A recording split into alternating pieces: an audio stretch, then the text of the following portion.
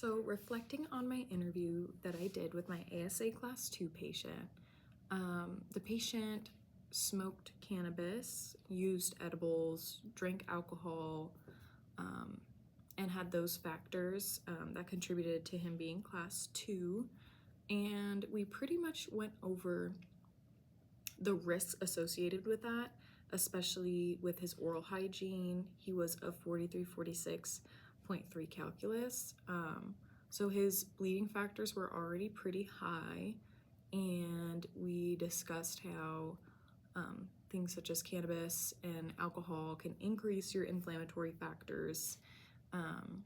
as well as, so his blood pressure has consistently been elevated to stage 1 hypertension, and I made sure to have a discussion with him about the effects of cannabis and potential hypotension if we were to do any local anesthesia. And it was really cool because it was all stuff that he really didn't know that there was a link between these things.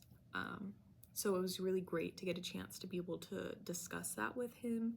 and he really didn't realize that things such as cannabis and alcohol had an effect on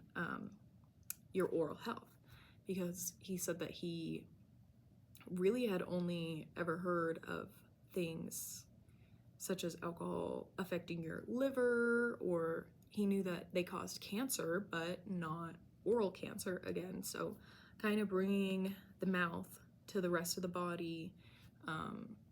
really helped him get the big picture here. So I really enjoyed this project,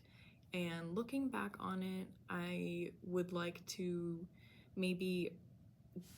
approach this kind of situation in more of a motivational way. I don't ever want to scold him for doing something